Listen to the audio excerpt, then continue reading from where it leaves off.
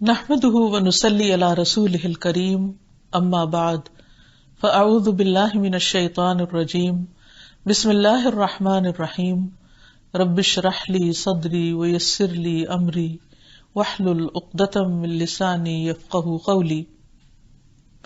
ناظرین، پروگرام اللہ کے خوبصورت نام کے ساتھ آپ کی خدمت میں حاضر ہیں۔ آج ہم انشاءاللہ اللہ سبحانہ وتعالی کے نام الوتر کے بارے میں بات کریں گے۔ وطر عربی زبان کا لفظ ہے جس کا معنی ہوتا ہے طاق، اوڈ، اکیلا، تنہا، یکتا۔ لغت میں الوتر سے مراد ایک فرد ہوتا ہے، یا دوسرے معنوں میں وہ جس کا جوڑا نہ ہو، یعنی وہ اکیلا جس کا جوڑ نہ ہو۔ قرآن مجید میں اللہ تعالیٰ فرماتے ہیں والشفع والوتر، قسم ہے جفت اور طاق کی۔ یہاں وطر سے مراد آدم علیہ السلام ہے، اور شف سے مراد جوڑا یعنی حوا علیہ السلام۔ جب اللہ تعالیٰ نے ان کو تخلیق کیا تو ان سے مل کر حضرت آدم اور وہ ایک جوڑا بن گئے۔ اسی طرح اللہ سبحانہ تعالیٰ کی صفت الوتر ہے کہ وہ اکیلا ہے، اور باقی ساری مخلوق، پوری کریشن الشفع ہے، یعنی ایون نمبر پہ ہے، جوڑا جوڑا ہے۔ اللہ سبحانہ تعالیٰ اپنی ذات میں، اپنے صفات میں، اپنے افعال میں، کمال میں، جمال میں یکتا ہے، اکیلا ہے، اس کا کوئی بھی شریک نہیں۔ مخلوق میں سے کوئی بھی چیز اس کے کسی بھی طرح کہیں بھی برابر نہیں۔ کوئی بھی چیز اس کے سوا الہ کا درجہ نہیں پا سکتی۔ وہی رب ہے اور وہ اکیلا ہی رب ہے، کوئی اور اس کی ربوبیت میں شریک نہیں۔ وہی الہ ہے، کوئی اور اس کی الوہیت میں شریک نہیں، یعنی اس کے الہ ہونے میں شریک نہیں۔ مشرکین مکہ نے جب نبی صلی اللہ علیہ وسلم سے آ کر یہ کہا کہ اپنے رب کا تعارف کرائیے کہ وہ کون ہے، تو اس پر آپ صلی اللہ علیہ وسلم نے یہ مشہور سورت یعنی سورۃ الاخلاص ان کو سنائی۔ قل هو اللہ احد اللہ الصمد لم یلد ولم یولد ولم یکن لہ کفوا احد۔ کہہ دیجئے کہ وہ اللہ ایک ہے، اللہ بے نیاز ہے، نہ اس نے کسی کو جنا اور نہ وہ جنا گیا، اور نہ کوئی ایک بھی اس کے برابر کا ہے۔ تو اللہ سبحانہ تعالی اکیلا ہے، اور وہ وطر ہے، اور وطر ہونا اس کو پسند ہے۔ اسی لیے اس نے بہت سے اعمال میں وطر کو یعنی آڈ نمبر کو پسند کیا ہے، اطاعت اور عبادت کے مختلف کاموں میں۔ اور جہاں تک اس بات کا تعلق ہے کہ صرف اللہ کی ذات منفرد ہے، اکیلی ہے، اور باقی سب مخلوق جوڑا جوڑا ہے، تو اگر آپ کائنات میں نظر دوڑائیں تو ہر چیز میں آپ کو جوڑا نظر آئے گا۔ مثلا آپ دیکھیے کہ آسمان اور زمین، دن اور رات، سورج اور چاند، پھر اسی طرح مختلف چیزوں کے اندر، حتیٰ کہ ایک سیل کے اندر یا ایک ایٹم کے اندر بھی الیکٹران اور پروٹون کا جوڑا موجود ہے۔ پھر اسی طرح پانی میں آپ دیکھیے کہ پانی دو چیزوں کا مجموعہ ہے، ہائیڈروجن اور آکسیجن کا۔ پھر اسے کوئی بھی چیز، حتیٰ کہ پہاڑوں کے اندر بھی جوڑے، قرآن مجید میں اللہ تعالیٰ فرماتے ہیں ہر چیز کو ہم نے جوڑے جوڑے کی شکل میں پیدا کیا ہے۔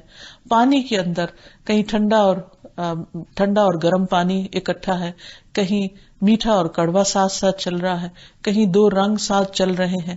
پھر اسی طرح انسانی جذبات کے اندر بھی آپ دیکھیے کہ دوہری دوہری چیزیں موجود ہیں۔ مثلا انسان خوش ہوتا ہے، غمگین ہوتا ہے، ہنستا ہے، روتا ہے۔ پھر اسی طرح کھانا اور پینا، ایک سالڈ اور ایک لیکوڈ۔ پھر اسی طرح باقی تمام چیزوں کے اندر بھی یہ جوڑے پائے جاتے ہیں۔ قرآن مجید میں اللہ تعالیٰ فرماتے ہیں سورۃ الرعد میں وَهُوَ الَّذِي مَدَّ الْأَرْضَ وَجَعَلَ فِيهَا رَوَاسِيَ وَأَنْهَارًا وَمِنْ كُلِّ الثَّمَرَاتِ جَعَلَ فِيهَا زَوْجَيْنِ اثْنَيْنِ يُغْشِي اللَّيْلَ النَّهَارَ إِنَّ فِي ذَلِكَ لَآيَاتٍ لِقَوْمٍ يَتَفَكَّرُونَ۔ اور وہی ہے جس نے زمین کو پھیلا دیا اور اس میں پہاڑ اور ندیاں بنائیں، اور اس میں تمام پھلوں میں سے ایک ایک جوڑا دو دو قسم کا بنایا۔ وہ رات کو دن پر اڑا دیتا ہے، بلا شبہ اس میں ان لوگوں کے لیے یقیناً بہت سی نشانیاں ہیں جو غور و فکر کرتے ہیں۔ پھر اسی طرح سورۃ الرحمن میں اللہ تعالیٰ فرماتے ہیں فیہما من کل فاکہۃ زوجان فَبِأَيِّ آلَاءِ رَبِّكُمَا تُكَذِّبَانِ، کہ ان دونوں میں ہر پھل کی دو قسمیں ہیں، یعنی دو جنتوں کا ذکر ہے، پھر ہر جنت کے اندر پھلوں کی دو دو قسموں کا ذکر ہے، تو تم دونوں اپنے رب کی کن کن نعمتوں کو جھٹلاؤ گے؟ حتیٰ کہ انسان کا جوڑا بحیثیت انسان کے، جنس کے، پھر جن کے ساتھ بھی ہے، اور پھر انسان اور جن کا الگ الگ اپنا اپنا بھی جوڑا ہے. اور حقیقت یہ ہے کہ کوئی بھی مخلوق جوڑے کے بغیر زندہ بھی نہیں رہ سکتی اور پروڈکٹیو بھی نہیں ہو سکتی. مثلاً اللہ تعالیٰ نے جو مخلوقات کو پیدا کیا تو کسی بھی انسان کے لیے بالکل اکیلے اور تنہا رہنا نہایت پریشانی کی بات ہے. مثلاً کوئی انسان کسی جزیرے پر یا کسی جگہ پر بالکل آئسولیشن میں رہنا اس کے لیے ایک ٹارچر ہے، عذاب ہے. وہ انسانوں کے ساتھ مل کر ہی رہ کر ہی خوش ہوتا ہے. پھر اسی طرح ہم دیکھتے ہیں کہ انسان اپنے اور انسانوں کے ساتھ مل کر، لوگوں کے ساتھ مل کر خوش رہتا ہے، جبکہ اللہ سبحانہ و تعالیٰ کو وحدانیت پسند ہے، اکیلے رہنا پسند ہے، اور یہ صرف اسی کی صفت ہے. پھر اللہ تعالیٰ فرماتے ہیں وَمِن كُلِّ شَيْءٍ خَلَقْنَا زَوْجَيْنِ لَعَلَّكُمْ تَذَكَّرُونَ، اور ہر چیز کے ہم نے جوڑے پیدا کر دیے شاید تم ان سے سبق حاصل کرو. تو انسان کی زندگی خوشگوار نہیں ہو سکتی جب تک کہ وہ دوسرے اپنے ہی جیسے انسانوں کے ساتھ نہ رہتا ہو. اسی طرح ہسبینڈ وائف کی شکل میں جو جوڑا بنایا اس کے بارے میں اللہ تعالیٰ فرماتے ہیں هو الذی خلقکم من نفس واحدۃ وجعل منها زوجها لیسکن الیہا، وہی ہے جس نے تمہیں ایک جان سے پیدا کیا اور اس سے اس کا جوڑا بنایا تاکہ وہ اس کی طرف جا کر سکون حاصل کر سکے. تو گویا انسانوں کے لیے جوڑے میں ہونا باعث سکون ہے، اور یہ انسانوں ہی کی صفت ہے، جبکہ اللہ سبحانہ و تعالی واحد ہے، احد ہے، وتر ہے، اسے کسی اور کی ضرورت نہیں. وہ کسی کی بھی مدد کے بغیر تنہا باقی ہے، اور باقی سب تمام چیزیں جو دوسروں کی محتاج ہیں وہ فنا ہونے والی ہیں. پھر اسی طرح ہم دیکھتے ہیں کہ اللہ سبحانہ وتعالیٰ کی ذات بے نیاز ہے. قرآن مجید میں اللہ تعالیٰ فرماتے ہیں قالوا اتخذ اللہ ولدا سبحانہ هو الغنی لہ ما فی السماوات وما فی الارض ان عندکم من سلطان بہذا اتقولون علی اللہ ما لا تعلمون. انہوں نے کہا کہ اللہ نے اولاد بنا رکھی ہے، وہ پاک ہے، وہ بے پرواہ ہے، اسی کے لیے ہے جو کچھ آسمانوں میں اور زمین میں، یعنی وہ پوری کائنات کا مالک ہے. اس کو کسی ایک بیٹے کی ضرورت نہیں، اولاد کی ضرورت نہیں، کیونکہ وہ کسی کا بھی محتاج نہیں، کسی مددگار کی اس کو ضرورت نہیں. وہ جو ہر چیز کو کنٹرول کیے ہوئے ہے، اس کے لیے کوئی ایک یا دو یا چار مخصوص کر لینا اسے کچھ فائدہ نہیں دیتا. فرمایا کہ اسی کا ہے جو آسمانوں میں ہے اور جو کچھ زمین میں ہے. کیا تمہارے پاس اس کی کوئی دلیل ہے کہ اللہ کے سوا کوئی اور بھی اس کا مددگار ہے یا شریک ہے؟ کیا تم اللہ پر وہ کہتے ہو جو جانتے نہیں؟ پھر اسی طرح ایک اور جگہ پر بھی اللہ سبحانہ وتعالیٰ نے اس چیز کو ریفیوٹ کیا، اس کا انکار کیا کہ کوئی اس کی اولاد ہے. فرمایا وَقَالُوا اتَّخَذَ الرَّحْمَنُ وَلَدًا لَقَدْ جِئْتُمْ شَيْئًا إِدًّا تَكَادُ السَّمَاوَاتُ يَتَفَطَّرْنَ مِنْهُ وَتَنشَقُّ الْأَرْضُ وَتَخِرُّ الْجِبَالُ هَدًّا أَن دَعَوْا لِلرَّحْمَنِ وَلَدًا وَمَا يَنبَغِي لِلرَّحْمَنِ أَن يَتَّخِذَ وَلَدًا. اور انہوں نے کہا رحمان نے کوئی اولاد بنا لی. بلا شبہ یقیناً تم ایک بہت بھاری بات کو آئے ہو. آسمان قریب ہے کہ اس سے پھٹ پڑے، یعنی اللہ تعالیٰ اس پر اتنا غضبناک ہوتا ہے کیونکہ یہ دنیا کا سب سے بڑا جھوٹ ہے. اور زمین شک ہو جائے اور پہاڑ ڈھہ کے گر پڑے کہ انہوں نے رحمان کے لیے کسی اولاد کا دعویٰ کیا، حالانکہ رحمان کے لائق نہیں کہ وہ کسی کو اولاد بنا لے. تو اللہ سبحانہ وتعالی وتر ہے، جیسے کہ ایک روایت پہ آتا ہے ان اللہ وترن، بے شک اللہ طاق ہے. اور اللہ سبحانہ وتعالی کی جتنی بھی صفات ہیں وہ سب بھی منفرد ہیں، یعنی اس کا ایک ایک نام اور اس کی ایک ایک صفت اور اس کا ایک ایک کام، اس میں بھی وہ بے مثال ہے. لیس کمثلہ شیء وہو السمیع البصیر، اس جیسی تو کوئی چیز ہی نہیں، کوئی چیز اس کی مثال نہیں، کوئی چیز اس کے مشابہ نہیں، کوئی چیز اس جیسی نہیں، اور وہ یکتا ہے، منفرد ہے. اس سلسلے میں اللہ سبحانہ وتعالیٰ کی توحید کا ذکر کرنا اللہ تعالیٰ کو بہت پسند ہے، اور یہی اللہ تعالیٰ کے ایک ہونے کی بنیاد بھی ہے. اسلام میں داخل ہونے کے لیے سب سے پہلے جس چیز کا اقرار کیا جاتا ہے وہ یہی کلمہ شہادت ہے، لا الہ الا اللہ.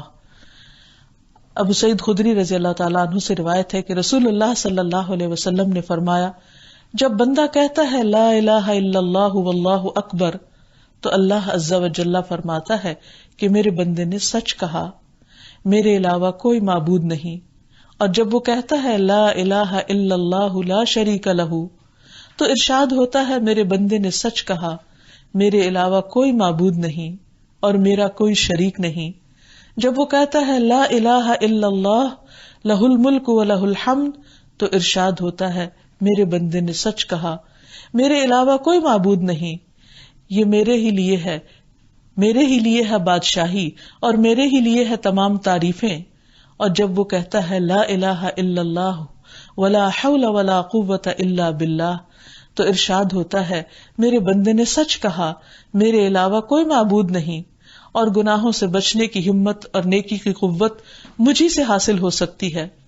راوی ابو اسحاق کہتے ہیں کہ میرے استاد ابو جعفر نے اس کے بعد کچھ کہا جو میں کچھ سمجھ تو نہ سکا، تو میں نے ابو جعفر سے پوچھا کہ کیا کہا؟ فرمایا جس سے موت کے وقت یہ کلمات نصیب ہو جائیں اسے آگ نہیں چھوئے گی. یعنی جس بندے کا اختتام لا الہ الا اللہ کے کلمات پر ہو اور توحید پر اس کا خاتمہ ہو پھر وہ نجات پا گیا. اور نہ صرف یہ کہ موت کے وقت بلکہ زندگی بھر ہمیں اسی کلمے پر ایمان رکھنا چاہیے کہ اللہ سبحانہ وتعالی اپنی ذات میں، اپنی الوہیت اور ربوبیت میں شریک ہے. تو حقیقت یہ ہے کہ انسان کی عظمت اور بڑائی اسی میں ہے کہ وہ ہمیشہ اللہ سبحانہ وتعالی کی توحید کا اقرار اور اظہار کرتا رہے. قرآن مجید میں سورۃ بنی اسرائیل میں آتا ہے وَقُلِ الْحَمْدُ لِلَّهِ الَّذِي لَمْ يَتَّخِذْ وَلَدًا وَلَمْ يَكُنْ لَهُ شَرِيكٌ فِي الْمُلْكِ وَلَمْ يَكُنْ لَهُ وَلِيٌّ مِّنَ الذُّلِّ وَكَبِّرْهُ تَكْبِيرًا. اور کہہ دیجئے سب تعریف اللہ کے لیے ہے جس نے نہ کوئی اولاد بنائی ہے اور نہ ہی بادشاہت میں کوئی اس کا شریک ہے اور نہ عاجز ہو جانے کی وجہ سے کوئی اس کا مددگار ہے، اور اس کی بڑائی بیان کرو، خوب خوب بڑائی بیان کرنا. پھر اسی طرح جہاں اللہ سبحانہ تعالیٰ کی کوئی اولاد نہیں وہاں اس کی کوئی بیوی بھی نہیں. قرآن پاک میں آتا ہے وَجَعَلُوا لِلَّهِ شُرَكَاءَ الْجِنَّ وَخَلَقَهُمْ وَخَرَقُوا لَهُ بَنِينَ وَبَنَاتٍ بِغَيْرِ عِلْمٍ سُبْحَانَهُ وَتَعَالَى عَمَّا يَصِفُونَ بَدِيعُ السَّمَاوَاتِ وَالْأَرْضِ أَنَّى يَكُونُ لَهُ وَلَدٌ وَلَمْ تَكُن لَهُ صَاحِبَةٌ وَخَلَقَ كُلَّ شَيْءٍ وَهُوَ بِكُلِّ شَيْءٍ عَلِيمٌ. اور انہوں نے جنوں کو اللہ کا شریک بنا دیا، یعنی شرک کرنے والوں نے کسی چیز کو چھوڑا نہیں، کسی نہ کسی چیز کو اللہ کے برابر لا کھڑا کیا، حالانکہ اس نے انہیں پیدا کیا. یعنی ایک سمپل سی بات ہے سمجھنے کی کہ اللہ تعالیٰ کا کوئی شریک اس لیے نہیں ہو سکتا کہ ہر چیز اس کی بنائی ہوئی ہے. اور خالق اور مخلوق میں فرق ہے. جو چیز کسی نے بنائی وہ بنانے والے کے برابر کہاں سے آ سکتی ہے؟ تو برابر ہو ہی نہیں سکتی. اسی لیے اللہ سبحانہ وتعالیٰ فرماتے ہیں کہ وہ بہت بلند ہے اس سے جو وہ بیان کرتے ہیں اور بہت پاک ہے اس سے. وہ آسمانوں اور زمین کا موجد ہے. اس کی اولاد کیسے ہوگی جبکہ اس کی کوئی بیوی ہی نہیں؟ اور اس نے ہر چیز پیدا کی اور وہ ہر چیز کو خوب جاننے والا ہے. پھر اسی طرح یہ کہ اللہ سبحانہ وتعالیٰ کو کسی نے پیدا نہیں کیا، وہ سب سے اول ہے اور سب سے آخر. یعنی وہ اس وقت بھی تھا جب کچھ نہ تھا، یعنی کوئی چیز اس نے ابھی کریٹ نہیں کی تھی، اور وہ اس وقت بھی ہوگا جب کچھ نہ رہے گا. یعنی کل من علیہا فان ویبقى وجہ ربک ذی الجلال والاکرام، کہ ہر چیز فنا ہونے والی ہے اور تیرے رب کا چہرہ باقی رہے گا جو جلال و اکرام والا ہے. رسول اللہ صلی اللہ علیہ وسلم نے فرمایا اللہ تعالیٰ ازل سے موجود تھا اور اس کے سوا کوئی چیز موجود نہ تھی، اور اس کا عرش پانی پر تھا. لوح محفوظ میں اس نے ہر چیز کو لکھ لیا تھا. پھر اللہ تعالیٰ نے آسمان و زمین کو پیدا کیا. قرآن مجید میں بار بار اللہ سبحانہ وتعالیٰ کی توحید کا ذکر ملتا ہے کہ وَإِلَٰهُكُمْ إِلَٰهٌ وَاحِدٌ لَا إِلَٰهَ إِلَّا هُوَ الرَّحْمَٰنُ الرَّحِيمُ. اور تمہارا معبود ایک ہی معبود ہے، اس کے سوا کوئی معبود نہیں، بے حد رحیم، بہت زیادہ مہربان. اور اسی لیے ہمیں اسی کی عبادت کی دعوت بارہا دی گئی ہے. فرمایا اعبدوا اللہ ما لکم من الہ غیرہ اللہ کی عبادت کرو، اس کے سوا تمہارا کوئی معبود نہیں. اور ہر پیغمبر کی یہی دعوت رہی ہے کہ خالص عبودیت اللہ ہی کا حق ہے. پھر اسی طرح نبی صلی اللہ علیہ وسلم اللہ سبحانہ تعالیٰ کی تعریف اور اس کی توحید بہت خوبصورت انداز میں کرتے ہیں. فرماتے ہیں کہ انت الہی لا الہ الا انت، تو ہی میرا الہ ہے، تو ہی میرا معبود ہے، تو ہی عبادت کے لائق ہے، تیرے سوا کوئی بھی الہ نہیں ہے. ایک اور جگہ پر آتا ہے لا الہ الا اللہ یفعل ما یرید اللہم انت اللہ لا الہ الا انت. اللہ کے سوا کوئی معبود برحق نہیں، وہ جو چاہتا ہے کرتا ہے. اے اللہ تو ہی معبود حقیقی ہے، تیرے سوا کوئی معبود نہیں، کوئی عبادت کے لائق نہیں. اور پھر یہ کہ ہمیشہ لا الہ الا اللہ پر اگر غور کیا جائے تو ہم دیکھتے ہیں کہ پہلے نفی کی گئی ہے کہ کوئی اور ہے ہی نہیں، اور پھر اس بات کیا گیا ہے کہ ہاں اگر کوئی ہے الہ تو وہ صرف اللہ ہی ہے. اور جو شخص اس بات کو جان لے، پہچان لے، اس نام پر غور و فکر کرے اور حقیقت میں کائنات کے دلائل سے بھی اور اللہ سبحانہ وتعالیٰ کے احکامات سے بھی یہی سبق لے اور اس بات کا کھلے دل سے اقرار کرے تو اس کے لیے جنت واجب ہو جاتی ہے. پھر میزان میں بھی یہ کلمہ بہت وزنی ہوگا. نوف رضی اللہ عنہ کہتے ہیں کہ اگر آسمان و زمین اور ان کے درمیان کی موجود ساری چیزوں کو ترازو کے ایک پلڑے میں رکھ دیا جائے اور دوسرے میں صرف لا الہ الا اللہ کو رکھا جائے تو لا الہ الا اللہ والا پلڑا بھاری ہو جائے گا. یعنی یہ اتنی بڑی بات ہے اور شرک کی نفی اتنی زیادہ وزنی چیز ہے. پھر آپ دیکھیے کہ نبی صلی اللہ علیہ وسلم بہترین الفاظ میں اللہ سبحانہ تعالیٰ کی اس الوہیت اور ربوبیت کا ذکر کرتے ہیں اور اپنی ساری عبادت کو اسی کے نام پر کرتے ہیں. اور آپ کو یہی کہہ کے سکھایا گیا کہ قل ان صلاتی ونسکی ومحیای ومماتی للہ رب العالمین لا شریک لہ وبذلک امرت وانا اول المسلمین. کہ آپ کہہ دیجئے بے شک میری نماز اور میری قربانی اور میری زندگی اور میری موت اللہ کے لیے ہے. یعنی جب ہے ہی سب کچھ وہی تو پھر ہمارا بھی سب کچھ اسی کے نام ہے. اور یہی اللہ تعالیٰ سے محبت کا اظہار ہے بہترین. وہ رب جو جہانوں کا رب ہے، اس کا کوئی شریک نہیں، اور مجھے اسی کا حکم دیا گیا اور میں حکم ماننے والوں میں سب سے پہلا ہوں. پھر اللہ سبحانہ تعالیٰ اپنے تمام صفات میں بھی اکیلا ہے اور کوئی اس کا ہم نام بھی نہیں. اللہ تعالیٰ فرماتے ہیں رب السماوات والارض وما بینہما فاعبدہ واصطبر لعبادتہ هل تعلم له سمیہ. وہ جو آسمانوں کا اور زمین کا اور ان دونوں کے درمیان کی تمام چیزوں کا رب ہے، سو اس کی عبادت کرو اور اس کی عبادت پر جمے رہو. فاعبدہ واصطبر لعبادتہ هل تعلم له سمیہ. کیا تم اس کا کوئی ہم نام بھی جانتے ہو؟ کیا اللہ کے سوا کسی اور کا نام بھی اللہ ہے؟ کبھی نہ ہوا، نہ ہے اور نہ ہو سکتا ہے. یہ صرف اسی کو زیبا ہے. پھر یہ ہے کہ بندوں کو شفا دینے والا بھی وہ اکیلا ہے، بندوں کو رزق دینے والا بھی وہ اکیلا ہی ہے. اسی لیے ہم کہتے ہیں اللہم انت الشافی لا شفا الا شفاؤک. اے اللہ تو ہی شافی ہے، صرف تو ہی شفا دے سکتا ہے، تیرے سوا کوئی شفا نہیں دیتا مگر تو ہی دینے والا ہے. پھر وہی اکیلا گناہوں کو معاف کر سکتا ہے، کسی اور کے اختیار میں نہیں کہ بندوں کے گناہوں کو معاف کر سکے. فَإِنَّهُ لَا يَغْفِرُ الذُّنُوبَ إِلَّا اللَّهُ. کہ تیرے سوا گناہوں کو معاف کوئی نہیں کر سکتا، کوئی معاف کرنے والا نہیں. اللہ تعالیٰ اپنے اس بندے پر تعجب کرتا ہے جب وہ کہتا ہے کہ لا الہ الا انت انی قد ظلمت نفسی فاغفر لی ذنوبی انہ لا یغفر الذنوب الا انت. کہ نہیں کوئی معبود برحق مگر تو ہی، میں نے اپنی جان پہ ظلم کیا، تو میرے گناہ بخش دے، بے شک تو ہی گناہوں کو بخشنے والا ہے. بندے کے یہ کلمات سن کر اللہ تعالیٰ فرماتا ہے میرے بندے نے پہچان لیا کہ اس کا ایک رب ہے جو اسے بخش بھی سکتا ہے، معاف بھی کر سکتا ہے. لہذا اللہ سبحانہ و تعالیٰ بندے کے ان کلمات کو بہت پسند کرتا ہے. پھر اللہ سبحانہ و تعالیٰ ہی بندے کو ہدایت دیتا ہے، اچھے اخلاق کی طرف رہنمائی بھی وہی کرتا ہے. اس لیے اگر ہمارے اندر توحید کی محبت ہے، یعنی اللہ کی وننس کی چاہت ہے، اور ہم اس کو دل و جان سے ایک ہی مانتے ہیں اور کسی کو اس کا شریک نہیں کرتے، اور پھر اس کے بعد اللہ سبحانہ وتعالیٰ ہمیں اپنے بندوں کے ساتھ اچھے معاملے کی توفیق دیتے ہیں، اچھا اخلاق دیتے ہیں، تو اس میں بھی ہمارا کوئی کمال نہیں، یہ بھی دراصل اللہ تعالیٰ ہی کا بتایا ہوا ہے۔ ایک دعا میں آتا ہے کہ وَاهْدِنِي لِصَالِحِ الْأَعْمَالِ وَالْأَخْلَاقِ فَإِنَّهُ لَا يَهْدِي لِصَالِحِهَا وَلَا يَصْرِفُ سَيِّئَهَا إِلَّا أَنْتَ۔ اے اللہ نیک اعمال اور اخلاق کی طرف میری رہنمائی کر، کیونکہ ان کی نیکی کی طرف رہنمائی کرنے والا اور ان کی برائی کو دور کرنے والا بھی تیرے سوا کوئی نہیں۔ گویا اسی نے ہمیں رزق دیا، اسی نے زندگی دی، اسی نے ہدایت دی، اسی نے اچھا اخلاق دیا اور اسی نے اپنی پہچان دی، کیونکہ وہی ہے جو ہر چیز پر پورا پورا اختیار رکھتا ہے، وہی الاحد، الواحد، الوتر، اکیلا، منفرد، یکتا، جس کی صفات میں کوئی شریک نہیں۔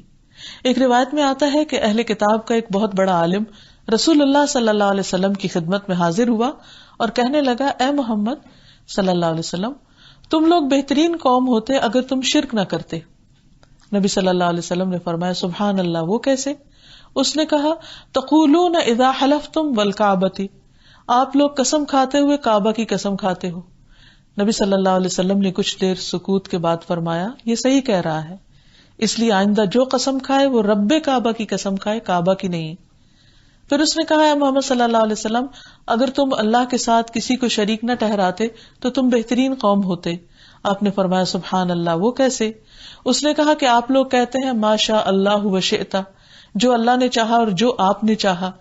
تو نبی صلی اللہ علیہ وسلم نے کچھ دیر سکوت کے بعد فرمایا، یہ صحیح کہہ رہا ہے، اس لیے جو شخص یہ کہے اسے چاہیے کہ ان دو جملوں کے درمیان فاصلہ کرے، یعنی وہ ہوتا ہے جو اللہ چاہے، ما شاء اللہ، اس کو بندوں کی چاہت کے ساتھ جمع نہیں کرنا چاہیے۔ ابن عباس کی روایت میں آتا ہے کہ ایک شخص نے کہا، جو اللہ چاہے اور جو آپ چاہیں، یعنی نبی صلی اللہ علیہ وسلم سے کہا، تو آپ نے فرمایا، تم نے اللہ کے لیے شریک بنا لیا، بلکہ یوں کہو کہ جو اکیلا اللہ چاہے، یعنی ہوگا وہ جو اللہ چاہے۔ یہ نہیں کہنا چاہیے کہ جو اللہ چاہے اور جو آپ چاہیں، نہیں، بندے کی چاہت سے کچھ نہیں ہوتا جب تک اللہ نہ چاہے۔ وما تشاءون الا ان یشاء اللہ رب العالمین، کیونکہ اللہ کے ساتھ کسی اور کو پکارنا سب سے بڑا گناہ ہے۔ عبداللہ بن مسعود کہتے ہیں، میں نے نبی صلی اللہ علیہ وسلم سے پوچھا کہ اللہ کے نزدیک کون سا گناہ سب سے بڑا ہے؟ فرمایا، یہ کہ تم اللہ کے ساتھ کسی کو برابر ٹھہراؤ، حالانکہ اللہ ہی نے تم کو پیدا کیا ہے۔ میں نے عرض کیا، یہ تو واقعی سب سے بڑا گناہ ہے، یعنی شرک سب سے بڑا گناہ، اور پھر شرک انسان کو جہنم کی طرف لے جانے والا ہے، اور اس کے برعکس توحید یعنی اللہ تعالیٰ کو ایک ماننا، الوتر ماننا، یہ انسان کو جنت کی طرف لے جانے والا ہے۔ اب جب انسان اللہ سبحانہ تعالیٰ کی اس صفت کو جان لے، اس نام کو پہچان لے، تو پھر اس کے اثرات اس کی زندگی پر بھی ہونے چاہیے۔ سب سے پہلی بات تو یہ ہے کہ اللہ سبحانہ تعالیٰ ایک ہے اور ایک کو، وتر کو پسند کرتا ہے، تو اس لیے ہمیں بھی اپنے مختلف کاموں میں آڈ نمبر کو اختیار کرنا چاہیے۔ ہم دیکھتے ہیں کہ مختلف کاموں میں آڈ نمبرز کو پسند کیا گیا ہے، جیسے نماز، دن میں 5 نمازیں ہیں، اور پھر آخری نماز جو ہے وہ وتر ہے۔ پھر اسی طرح طہارت حاصل کرنے میں بھی طاق عدد بتایا گیا ہے، یعنی یا مثلاً 1 دفعہ ہاتھ دھوئے جائیں یا 1 دفعہ کلی کی جائے یا پھر 3 دفعہ کیا جائے۔ پھر اسی طرح اس کے بارے میں نبی صلی اللہ علیہ وسلم نے فرمایا، جب تم میں سے کوئی استنجا کرے تو طاق عدد میں کرے، جب تم میں سے کوئی وضو کرے بس چاہیے کہ اسے اپنے ناک میں پانی ڈالے، پھر اس کو جھاڑے یعنی صاف کرے، اور یہ سب کچھ یعنی طاق عدد میں ہونا چاہیے۔ پھر رات کی آخری نماز کو وتر بنانے کے بارے میں آپ نے فرمایا کہ اپنی رات کی آخری نماز کو وتر بناؤ۔ پھر اسی طرح لیلۃ القدر کو بھی طاق راتوں میں تلاش کرنے کا حکم دیا گیا۔ سالم اپنے باپ سے روایت کرتے ہوئے فرماتے ہیں کہ ایک آدمی نے خواب میں لیلۃ القدر کو رمضان کی 27ویں رات دیکھا، تو نبی صلی اللہ علیہ وسلم نے فرمایا کہ میں دیکھتا ہوں کہ تمہارا خواب رمضان کے آخری عشرے میں واقع ہوا ہے، تو تم اس رات کو رمضان کے آخری عشرے کی طاق راتوں میں تلاش کرو۔ پھر اسی طرح میت کو غسل دیتے وقت بھی طاق تعداد میں غسل دینا چاہیے، 1 بار یا 3 بار۔ پھر ابی ابن کعب سے روایت ہے کہ رسول اللہ صلی اللہ علیہ وسلم نے فرمایا، جب آدم علیہ السلام فوت ہوئے تو فرشتوں نے انہیں طاق بار غسل دیا، ان کی لحد تیار کی، اور انہوں نے کہا کہ یہ آدم کی سنت ہے ان کے بچوں کے لیے۔ اسی طرح نبی صلی اللہ علیہ وسلم کی ایک بیٹی جب فوت ہوئی تو آپ نے جو ان کو غسل دے رہی تھی ان سے کہا کہ ان کو بیری کے پتوں سے طاق بار غسل دو، 3 مرتبہ یا 5 مرتبہ، اگر ضرورت سمجھو تو اس سے زیادہ مرتبہ بھی دے سکتی ہو، اور آخری مرتبہ کافور ملا دو پانی میں، اور جب تم فارغ ہو جاؤ تو مجھے خبر کر دو۔ تو پھر نبی صلی اللہ علیہ وسلم کو خبر دے دی گئی، اور پھر انہوں نے ان کے سر کے بالوں کے بھی 3 حصے کیے، یعنی وہ بھی طاق تعداد میں تھی۔ اسی طرح اگر کسی کو دم کرنا ہو یا جھاڑنا ہو تو وہ بھی طاق عدد میں کرنا چاہیے۔ رسول اللہ صلی اللہ علیہ وسلم نے فرمایا اگر کہیں تکلیف ہو تو درد کی جگہ پر ہاتھ رکھ کر یہ دعا پڑھی جائے، بسم اللہ اعوذ بعزت اللہ وقدرتہ من شر ما اجد من وجعی ھذا، اللہ کے نام سے میں اس درد کے شر سے اللہ کی عزت اور قدرت کی پناہ مانگتا ہوں۔ پھر ہاتھ ہٹا لو اور یہی عمل طاق تعداد میں کرو، یعنی 1 دفعہ دم کرو یا 3 دفعہ یا 5 دفعہ۔ پھر اسی طرح اگر انسان کھجوریں کھائے یا کوئی بھی چیز کھائے تو اس میں بھی طاق عدد زیادہ بہتر ہے۔ انس بن مالک کہتے ہیں کہ رسول اللہ صلی اللہ علیہ وسلم عید الفطر کے دن نہ نکلتے جب تک کہ آپ چند کھجوریں نہ کھا لیتے، اور آپ کھجوریں طاق عدد میں کھایا کرتے تھے۔ پھر اسی طرح انس کہتے ہیں کہ وہ بھی جب نکلتے تو پہلے 3 کھجوریں کھاتے، زیادہ کرنا چاہتے تو 5 کھا لیتے، اور اگر اس سے بھی زیادہ کھانا چاہتے تو جو بھی تعداد ہوتی اس کو طاق ہی رکھتے۔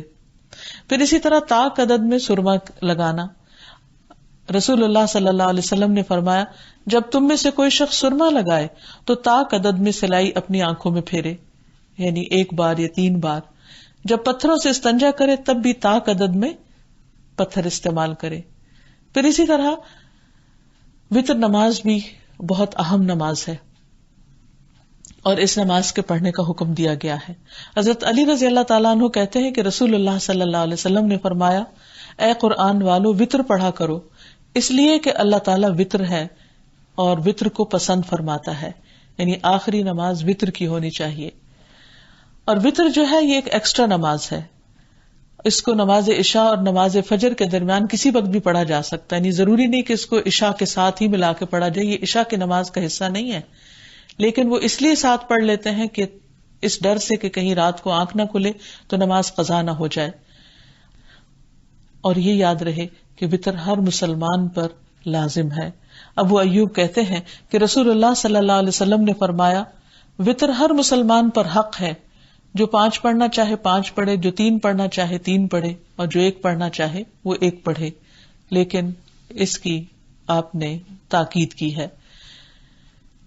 جب انسان اللہ سبحانہ تعالیٰ کے ایک ہونے کو مان لیتا ہے تو اس کی زندگی میں بہت گہرا اثر ہوتا ہے، پھر وہ اپنی ضرورت کے وقت بھی اللہ تعالیٰ کی طرف رجوع کرتا ہے، پھر وہ اپنی عبادت کے لیے بھی صرف اسی کا ہو کر رہتا ہے، پھر وہ اپنے غم اور دکھ کی داستان بھی اسی کو سناتا ہے، جیسے یعقوب علیہ السلام نے حضرت یوسف علیہ السلام کے گم ہونے پر جب اپنی پریشانی کا اظہار کیا تو کہا کہ انما اشکو بثی وحزنی الی اللہ واللہ بصیر بالعباد، کہ میں اپنے رنج و غم اور دکھ کی داستان اللہ کو سناتا ہوں، اللہ ہی سے شکوہ کرتا ہوں، اور اللہ بندوں کو دیکھنے والا ہے۔ یعنی انہوں نے اپنے بیٹوں کو ڈانٹ ڈپٹ کرنے کی بجائے یا ادھر ادھر لوگوں سے بار بار اپنے غم کی کہانی سنانے کی بجائے اپنے راز و نیاز اپنے رب ہی سے کیے، کیونکہ انسان جب اپنا کوئی بھی غم اپنے رب کو بتاتا ہے اور رب سے دعا کرتا ہے تو رب تعالیٰ اس کی مشکل کو آسان کر دیتا ہے، جبکہ بندوں کو بار بار اپنے غموں کی داستانیں سنانے سے بعض اوقات بندے تنگ آ جاتے ہیں، یا اگر تنگ نہ بھی آئے تو اس میں بعض اوقات غلط مشورے دے دیتے ہیں، یا وہ غم ختم نہیں ہوتا، وہ بڑھتا چلا جاتا ہے۔ اسی لیے ہم دیکھتے ہیں کہ کلمہ لا الہ الا اللہ کی بہت فضیلت ہے، اور مختلف مقامات پر اس کو پڑھنے کے لیے بھی کہا گیا ہے۔ مثلاً وضو کے بعد کی دعا میں بھی اللہ سبحانہ تعالیٰ کی توحید شامل ہے، اور اس کو پڑھنے کا اجر بھی بے پناہ بتایا گیا ہے۔ عقبہ بن عامر کہتے ہیں کہ رسول اللہ صلی اللہ علیہ وسلم نے فرمایا جو شخص وضو کرے اور کامل وضو کرے، پھر جب اپنے وضو سے فارغ ہو جائے تو یوں کہے اشہد ان لا الہ الا اللہ وحدہ لا شریک لہ وان محمدا عبدہ ورسولہ، تو اس کے لیے جنت کے 8 دروازے کھول دیے جاتے ہیں، ان میں سے جس دروازے سے چاہے داخل ہو جائے۔ یعنی اللہ تعالیٰ کے ایک ہونے کی گواہی دینا اللہ تعالیٰ کے نزدیک اتنا پسندیدہ ہے کہ جو بندہ وضو کے بعد اس کی گواہی دیتا ہے اللہ تعالیٰ اس کے لیے جنت کے دروازے کھول دیتے ہیں. پھر اسی طرح نماز میں بھی اکیلے اللہ تعالیٰ کو پکارنا چاہیے. حضرت عائشہ کہتی ہیں کہ میں نے نبی صلی اللہ علیہ وسلم کو تہجد کی نماز میں رکوع میں لا الہ الا انت کہتے ہوئے سنا ہے. وہ کہتی ہے کہ میں نے ایک رات نبی صلی اللہ علیہ وسلم کو اپنے پاس نہ پایا تو میں نے گمان کیا کہ آپ اپنی دوسری بیویوں کے پاس چلے گئے ہیں، تو میں نے آپ کو ڈھونڈنا شروع کر دیا. واپس آئی تو آپ کو رکوع کرتے ہوئے یا سجدہ کرتے ہوئے پایا اور آپ فرما رہے تھے سبحانک و بحمدک لا الہ الا انت. سبحانک تو پاک ہے، و بحمدک اور تیری ہی تعریف کے ساتھ، لا الہ الا انت تیرے سوا کوئی الہ نہیں. میں نے کہا میرے ماں باپ آپ پر فدا ہوں، میں کس خیال اور گمان میں تھی اور آپ کس کام میں مصروف تھے. یعنی آپ اللہ سبحانہ و تعالیٰ کی وحدانیت کو پکار رہے تھے اور میں آپ کے بارے میں کچھ اور گمان کر رہی تھی. پھر اسی طرح کسی مجلس سے اٹھتے وقت انسان اگر یہ دعا پڑھ لے تو اس مجلس میں اگر کوئی بات ایسی ہو جو اللہ تعالیٰ کو پسند نہ ہو تو اس دعا کے پڑھنے سے انسان کی خطاؤں کا کفارہ ہو جاتا ہے. رسول اللہ صلی اللہ علیہ وسلم جب کسی مجلس سے اٹھتے تو آخر میں یہ کلمات کہتے تھے سبحانک اللہم و بحمدک اشہد ان لا الہ الا انت استغفرک و اتوب الیک. ایک آدمی نے کہا اے اللہ کے رسول آپ ایسے کلمات کہتے ہیں جو پہلے نہیں کہا کرتے تھے. آپ نے فرمایا یہ اس چیز کے کفارے کے لیے ہے جو مجلس میں ہو جاتی ہے. یعنی محفلوں میں بیٹھتا ہے انسان تو کبھی اس کے منہ سے بھول چوک کر کوئی ایسی باتیں نکل جاتی ہیں جو اللہ تعالیٰ کی پسند کی نہیں ہوتی، تو اس دعا کے پڑھنے سے، اور اس میں بھی آپ دیکھیے کہ بنیادی طور پر اللہ تعالیٰ کی توحید کا ذکر ہے. اور لا الہ الا اللہ کہنا کوئی معمولی بات نہیں ہے.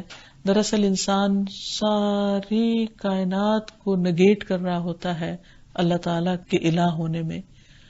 ایک شخص جو ساری زندگی بھی غلط کام کرتا رہے لیکن جب لا الہ الا اللہ کہہ کر مسلمان ہو جاتا ہے تو وہ اس طرح ہوتا ہے گویا وہ آج پہلے دن دنیا میں آیا، آج ماں کے پیٹ سے پیدا ہوا، ہر طرح کے گناہوں سے پاک. پھر اسی طرح انسان اپنی نعمتوں کی حفاظت کے لیے بھی اللہ سبحانہ تعالیٰ کی توحید کو سامنے رکھ کر پکارے.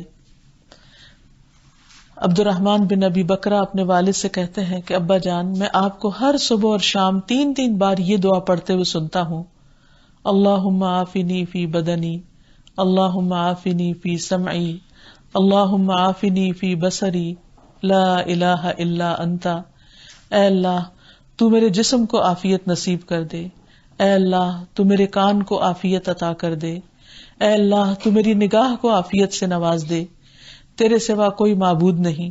تو انہوں نے کہا کہ میں نے رسول اللہ صلی اللہ علیہ وسلم کو یہی دعا کرتے ہوئے سنا ہے اور مجھے پسند ہے کہ میں آپ صلی اللہ علیہ وسلم کا مسنون طریقہ اپناؤں.